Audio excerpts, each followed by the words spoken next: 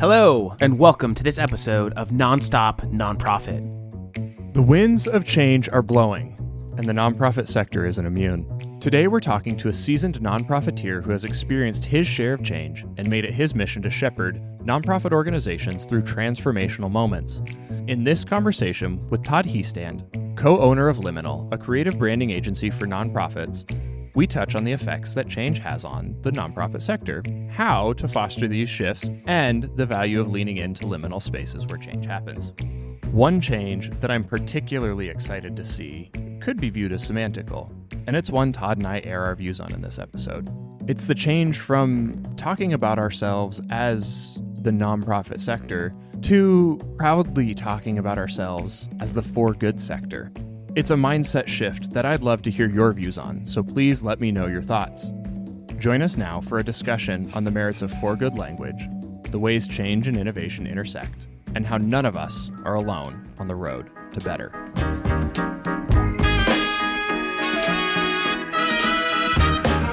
It is your number one priority to ensure that your business can continue to deliver on its mission, whether it's this year, next year, and beyond. So we're creating this inclusive environment, building between diverse communities to ensure that our young people can thrive. I'm always so baffled when I do webinars. There's always somebody at the end who raises their hand and says, I'm the development director. Should I have access to the budget? I'm always like, yes, you've got to know that. The best thing you can ever do as a nonprofit leader is spend as much money as possible on your story. Then you're doing it wrong. Okay. That is unacceptable, and that is not the way to run a board. The best thing that we can do is just raise as much money as possible and then give it to the people around the world. If you're going to be sustainable, you have to have a multi-channel strategy to reach all of these different generations of donors however they want to be reached. One of the principal values that we carry as an organization is to lift grace over guilt. And we believe that grace is the greatest agent for change that anyone can ever experience. We all need each other in terms of other nonprofits working together to solve things. The more nonprofits can give their donor base that experience of the impact that's being made on the ground level, there's nothing else you have to give someone.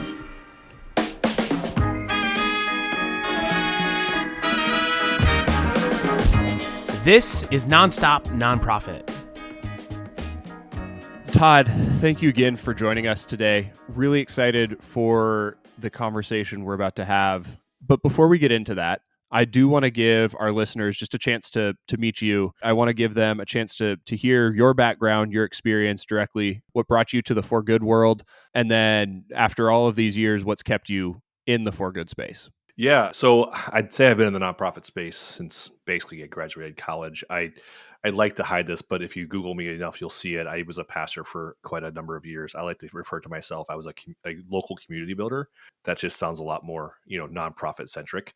But honestly, our church functioned as a nonprofit in the ways that we serve the community. And so I was there for 14 years. I left that. That was in Philadelphia. I left that. We moved to Portland 9 years ago. And I immediately jumps into a nonprofit fundraising organization, much like you guys, as a technology company, much like Fundraise. Spent 2 years or so there, and it was phenomenal. I worked with nonprofits every day around fundraising, messaging, websites, crowdfunding, all kinds of stuff. And so I kind of really used that time to really kind of like get a good understanding of where I wanted to be. After I left there, I was laid off in 2015, I think it was. Spent a few years just consulting, then was a development director for a year here in Portland, and then started, I'd made the wise decision of starting a business a month before the pandemic hit, which was, ended up being great, but it was a little nerve-wracking for a bit. So I've been consulting for the last, this will be my 4th year consulting now with nonprofits directly.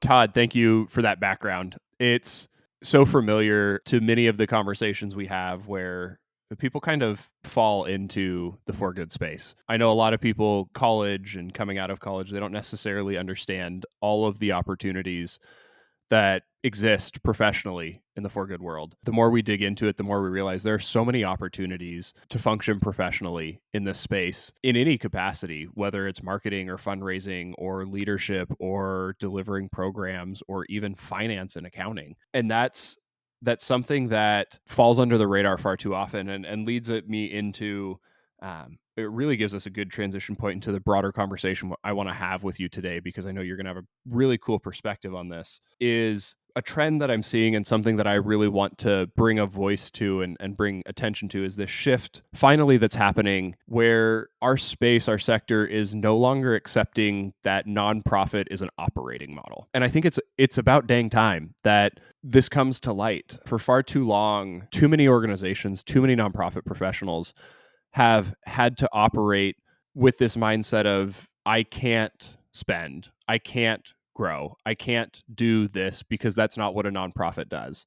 When really nonprofit is a tax status and nothing more. We had a really cool conversation earlier this season on our podcast with an executive director who had implemented the EOS, Entrepreneurial Operating System, in her organization. And since that conversation, I've been seeing more and more of this come to light where nonprofit organizations are dumping the nonprofit operating model and adopting what traditionally has been for-profit operating models, which when it comes down to it, a nonprofit organization is a business, but the business is to deliver good, valuable impact in the world. So that was a very long-winded introduction to the conversation I want to have today. And I want to talk about how the sector is changing. And I want to use the term, and this is something that I'm committed to this year and beyond, is even as something as semantic as the way we talk about ourselves, changing the way we're not the nonprofit sector, right? That carries a connotation. I want even such a shift as like, hey, let's start calling ourselves the for good sector, right? That's something to be proud of. There's value in that. I am bringing a good thing to the world because I work in the for good sector, right?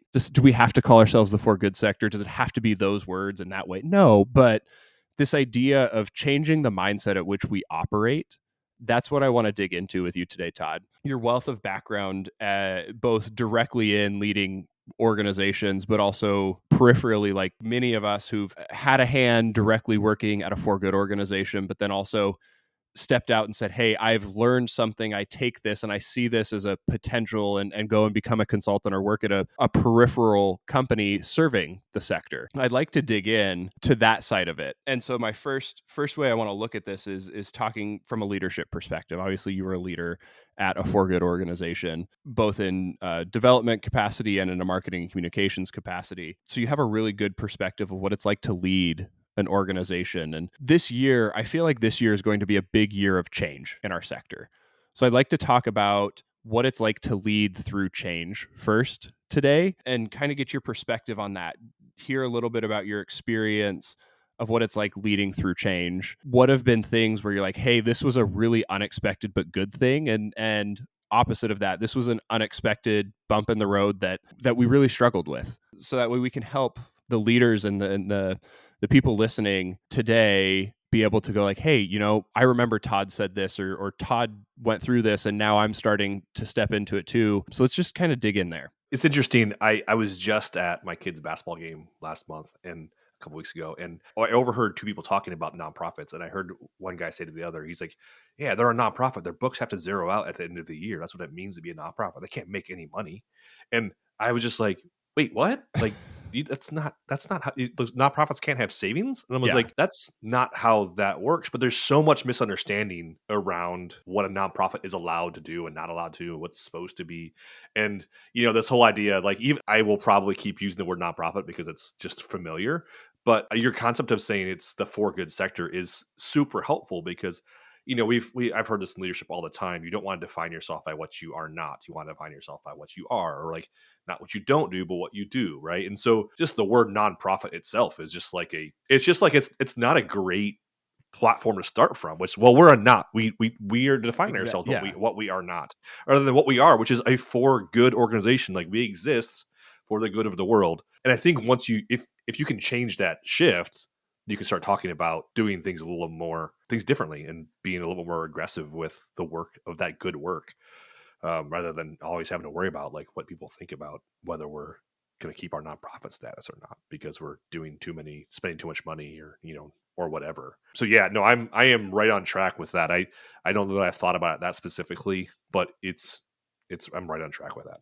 That's awesome. And it's so funny, like that conversation, because by that logic, I mean, we're all here on the fundraise side. By that logic, for a long time, that would have made Fundraise a nonprofit because we were, we Right. were a startup that had capital investment that allowed us to grow and deliver a valuable service to the sector that we served because someone or a group of people saw value in the goods and services we brought to the market. And there are a lot of businesses that would be considered nonprofits because they're definitely not Exactly. making money, or they're booked zero out at the end of the year. It's just such a misunderstood industry, I think, from the world community side, like the way that the community looks at nonprofits, but also from the way the nonprofits then lead their nonprofits. I think there's misunderstanding, and that it just leads to some unhealthy practices and some unhealthy ways that we function as nonprofits. Todd, that's a perfect segue into the next question I want to dig into with you is, from your experience being a leader within a for good organization, obviously, if anything is a constant in our sector, it's change. And as a leader, we need to be able to lead through change. So in light of this, what we're talking about, trying to change this big shift in mindset, how would you coach a leader who wants to adopt this at an organization who may not be yet having these conversations or quite be ready to start adopting this big of a mind shift? Like, what are steps 1 and 2, or what are some things tactically that someone can do to become that change agent internally? Yeah, I mean, change is like the root of our work. So I don't want to be all self-promotion-y, but we if you're familiar with the term liminal is like the study of liminality is like just this study of change in this space between, right? So the liminal kind of means the space between where you are now and where you want to be. It's that transitional space. And if there's anything consistent about our society right now, it is change. I mean, like I said earlier, I started my business in the start of a pandemic, and like everyone in history probably says there's more change now than there has been in this world, but like this is crazy. This is pretty tumultuous times we're living, whether it's the pandemic or the political scene that we're in or just the societal problems. I mean, change is the definition of our society, right? And so part of the thing we're seeing in the nonprofits that we work with every day is like the nonprofits who are kind of accepting that things are different and been flipped upside down are the ones I think who can kind of innovate towards something different. So on some level, accepting change, I think, is the first and most important thing you can do as a nonprofit leader, is to say is nothing is the same anymore. Everything is different. And so now what? And it almost makes you put everything on the table and say, is the way we're doing things working anymore? Is society changed so much that we need to change our model, whether it's our service model, or the way we're communicating with donors. I mean, the whole, I think everything should be on the table at this point. And to me, that's a conversation that is worth having in leadership spaces in for good organizations and in boardrooms and in conversations with consultants. And it should just be a constant. The only thing that should be constant right now is the conversation around what's changed, I think. And and I've spent a lot of time, I mean, the idea of liminality is one of my favorite things in the world, and like so I've spent a lot of time kind of studying this idea of change and kind of how it processes and what the process that people go through, as people and organizations go through as they experience change. But I think embracing it and just accepting it, which I think on some level we think we have, but we still hold on to a lot of stuff from the past. We just want to hold on to things. And so I don't think very many people listening to this will be like, oh, I don't see any change. I mean, we all know there's change, but if we're still holding on to some stuff that we probably shouldn't be holding on to. Or we're holding things sacred that shouldn't be sacred. It's okay to hold on to stuff, but some things just become sacred, and we have to evaluate those things as well. Absolutely. I think far too often we get comfortable with the things that we can control, particularly because so much of the work that we do is out of our control, right?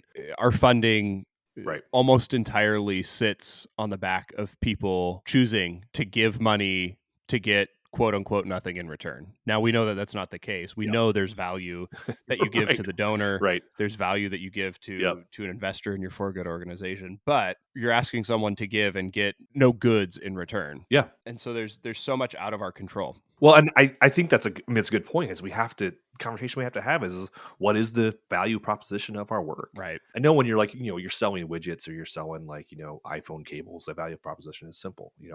Give us $10, we'll give you an iPhone cable that'll work for 3 weeks.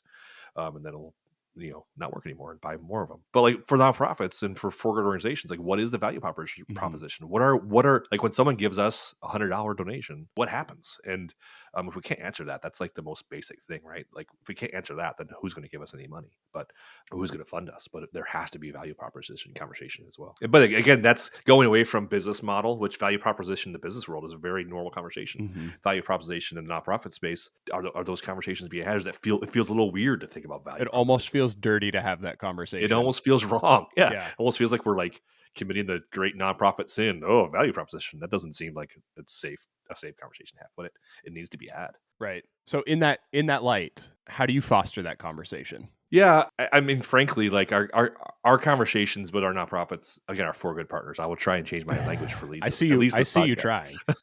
I'm trying.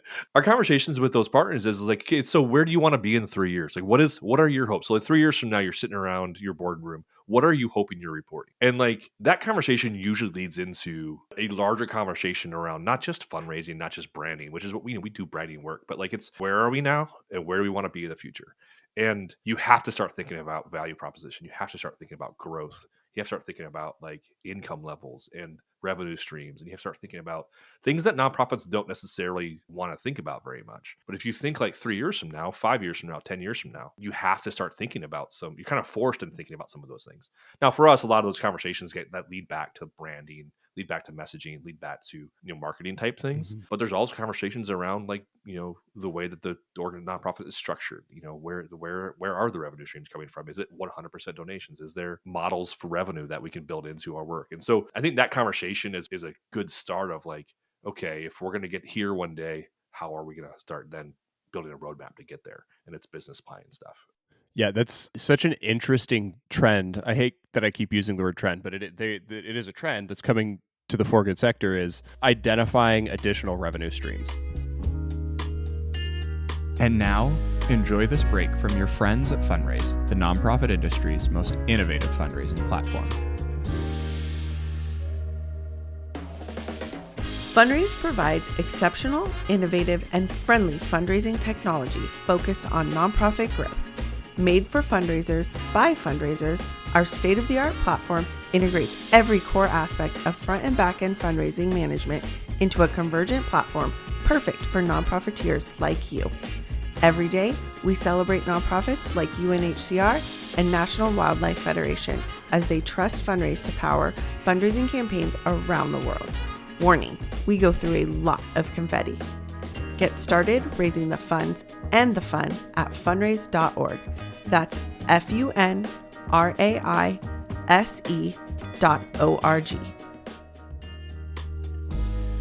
Now that you've heard how Fundraise can level up your fundraising game, let's get back to the conversation.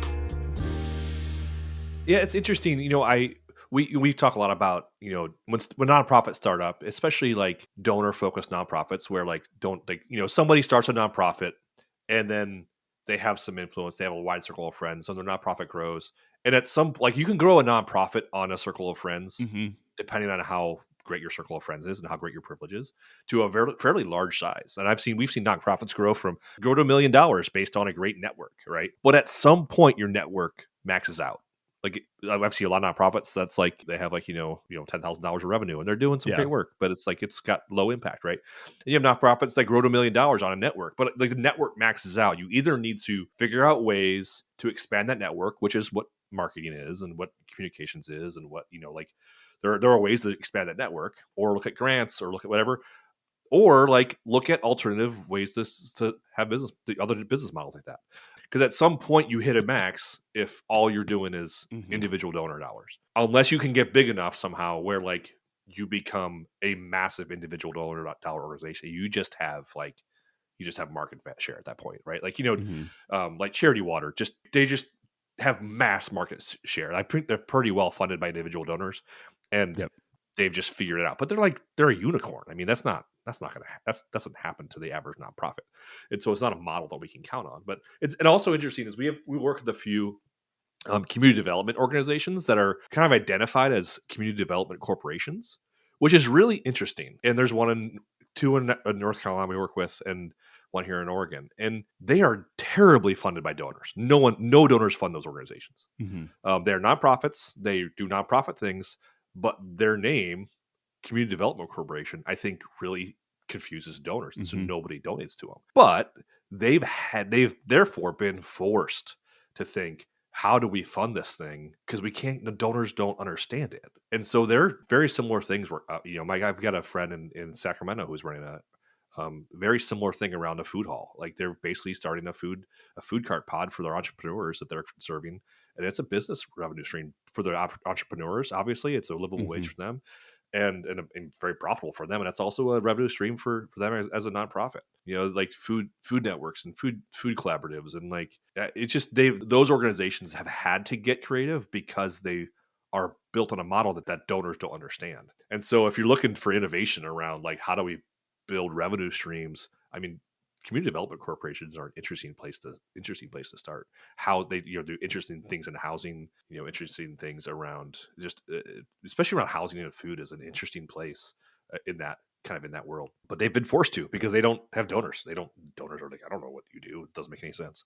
Yeah, I think what you're touching on here is a valuable output of the mindset shift from traditional nonprofit operating to what I've termed the for good operating model.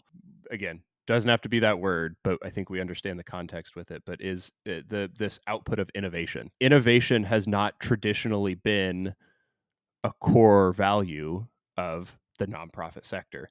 The nonprofit sector has, hey, we've found a model that works, and we're going to work the model until the model doesn't work anymore.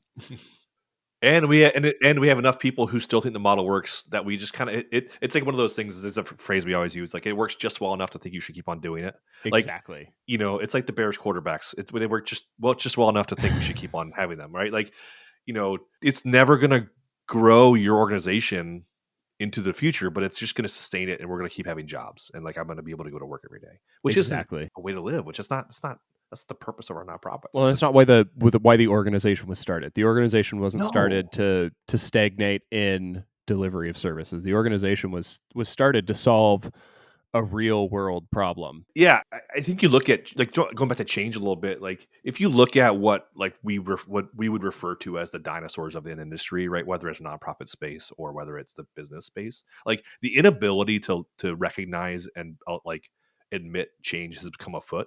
Is why we have dinosaurs. Like they had an inability to recognize change, adapt, and reinvent themselves. And so that is, to me, like we look at change and this conversation around change and innovation. Like if you cannot admit that change has happened, that the world is different now, you will not innovate, and you will kind of eventually become a dinosaur of sorts. And I don't want to get too far into nerdy stuff, but like liminality is a super interesting field of study. It talks about separation, right? There is this moment of separation where everything changes. There's this moment of a season of margin where like you're lost in the desert. You have no clue what's going on. And then there's a reaggregation that comes through, right? So it's separation, margin, reaggregation. And like, if you can faithfully walk through that process, both either as an individual, whether when I was laid off, it was a season of separation, margin, and then I decided to reinvent myself and become a consultant. It was like, but like I would never be sitting where I am now and leading the company I'm in now if I didn't just accept and embrace that. And I fought against it really hard. But like innovation happens in that season of margin. Innovation happens in that place where you're like, I have no clue which way is up. I feel lost in the desert. And like, I don't know what to do. That's when innovation happens. And people hate margin. People hate that space where it's confusing. So we get out as fast as we can. We do whatever we can to like push against it and get back to some sense of equilibrium, right? And the more we try to get back to equilibrium of what used to be, the less we can innovate because we just are not looking forward. We're just looking backwards. And so I'd say like the ability to like sit in margin is what I think brings about some of the most innovative situations. Not even just admitting there's change, but sitting in the margin, sitting in like the unknown and the confusion and saying like, okay, I accept this craziness. Now that we're here, like what actually is that? Because everything's on the table when that happens. I was unemployed for a couple of years, and like you go from thinking I'm going to get a job in one place to like I'll take a job anywhere at this point. Like, I almost took a job building websites for credit unions, and I was like, I'll do whatever it takes. You have to start getting more and more creative. Not that there's anything wrong with building websites for credit unions, but they're not nonprofits. They might be for good. I don't know. But like, being able to sit in that margin allows you to think super creatively, because you just, everything's on the table, and you have to start innovating, or else you'll never get out, or you'll go back to what was comfortable and just do the same old thing, and kind of like have no impact, and it might not be for good. Todd, there's so much meat to what you were just talking about, sitting in the margin and finding ways to creatively innovate. How would you coach someone who may be finding themselves sitting there right now, like facing that out of necessity or wanting to step into that? Someone finds themselves there. How can they start to navigate that? What kind of questions can they ask, either themselves or of the people around them, to foster that innovation that will deliver opportunities like new service models or new revenue streams or new ways to provide impact? Sure. Yeah. I think the most important thing someone can do when they're sitting in that like margin, whether it's personally or organizationally, and sometimes those things are tied directly together, right? I think guides are one of the most important things in that journey. Like, finding someone who's been there before, who is not judgmental and isn't going to try and solve your problems for you, who can like sit with you and be like, it's okay. Welcome to the real life. And to almost normalize that, what you're experiencing, and let you know that like, you're not alone. I don't mean to make everything back to me personally, but like, I just remember when I was going through my season of margin, I sat down with a couple of friends, and we were this guy I just met and this other guy, and I was kind of telling them my story, and they're older than I am, and they both just kind of laughed at me, and not in like a judgmental laugh, like you're such a loser way, but just like, ha, ha, ha, welcome to being 40, man. Welcome to leadership. Welcome to entrepreneurship. Like, you are in the right place, and there's something powerful, I think, when you're in margin, when you're in the unknown, of just kind of knowing that like, this has been done before. You are not like this unique butterfly who's experiencing this for the first time. Now, the experience itself might be very unique, but like, the reality of that separation and margin and like that brokenness is so normal. I love that. When you're choosing to find ways to innovate, choosing to step into change and embrace change, it changes it from a scary thing to an exciting thing. Right. Yeah. It takes it from like, I'm going to do it safe to I'm going to take a risk, right? Like, when you're reacting to things, it's usually you do it safe. But when you're able to sit and be like proactive, it's like, okay, I'm going to intentionally take this risk now. And I don't mean to make this whole podcast like sound like a therapy session, but like, on some level, like, leadership is therapy. Like, leadership and therapy probably go hand in hand. And healthy leaders make healthy decisions, and healthy leaders are able to sit in margin, and healthy leaders are able to find, and their ego is checked and their ego is gone, and we make better decisions as leaders when we are healthy people, right? And so, yeah, again, I think that kind of directs us, puts us in the right direction, and we're able to kind of be more proactive than reactive. Well, Todd, this has been an awesome conversation. I think we've covered so much between leadership and change and innovation and mindset shifts. So I'm going to close us with one final question. And this is a bit of a broader question, but in light of our conversation on change and innovation, and what is a change you see coming to the For Good sector that you're really excited about? Yeah, that's a great question. I think on some level, these conversations around nonprofits taking themselves more seriously, and it almost goes back to your original comment around nonprofit and For Good, right? Like the Dan Pallotta video that popped up, it was like, I felt like it was in like 2004, right? Of around like, capacity and like staffing and how much we spend versus how much we like, percentages and all that kind of stuff. Like, the more that nonprofits can take themselves seriously and present themselves seriously, I think we're going to be better off, not just as a industry or like a sector, but like the world will be better off. Like I have a genuine belief, and this is, I don't say this because it's like our business depends on it, but like, I have a genuine belief that nonprofits are most able to address society's problems than anybody. Like, they're the ones who are closest to the ground. They're the ones who are dealing with, like, my wife works for an emergency shelter. She works for for folks like who are dealing with house issues. And like, if you want to know about, like, Portland has a significant problem, in this place. But if you want to know about that problem, go ask those folks. Like, don't ask the politicians, don't ask the people in power, don't ask the people in Salem or in Washington, D.C. about it. Go ask my wife and her coworkers around housing challenges, right? So in every single sector we have, whether it's housing or food security or vulnerable populations, whatever it is, like, I think nonprofits are most equipped to solve our problems.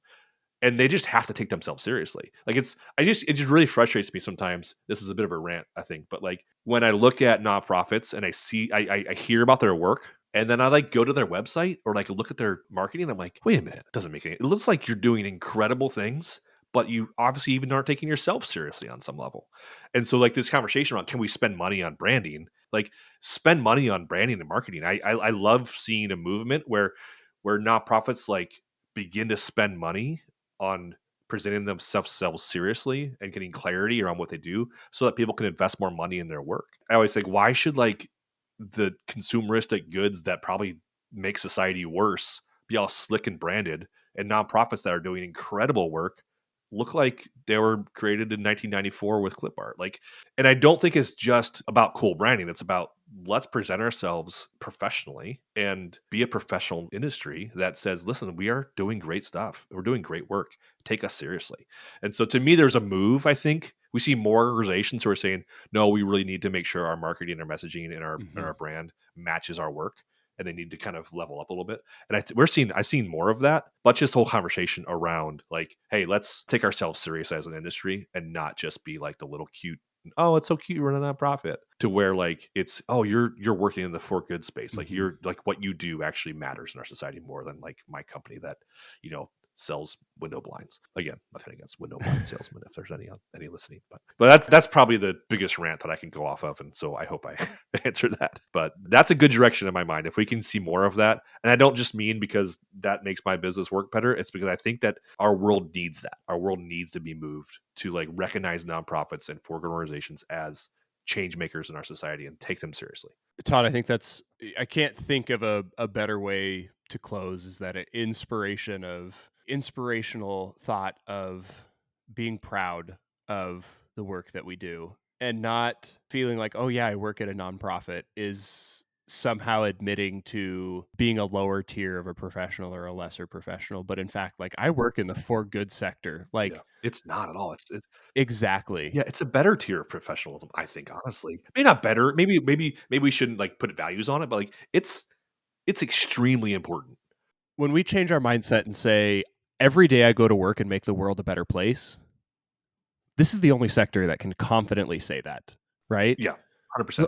I hope so. And if it's not, then maybe it's your organization has a problem. But like, but yeah, like, absolutely, it should be the only sector we can say that across the board. Some businesses do that. There are a lot of great businesses that do work for good. Like, yes, there is, there's a lot of that out there, and we applaud that, and I love that. But that's more rare than it is. They're not doing negative things, right? There's a lot of businesses that they're doing fine things, they're doing important things, they're not doing negative things, but like, there is a for good side of the nonprofit work that is different. It stands out. So Todd, as we close here, if our listeners are nodding their heads like I've been, or ready to lean in, where are some good places for them to connect with you?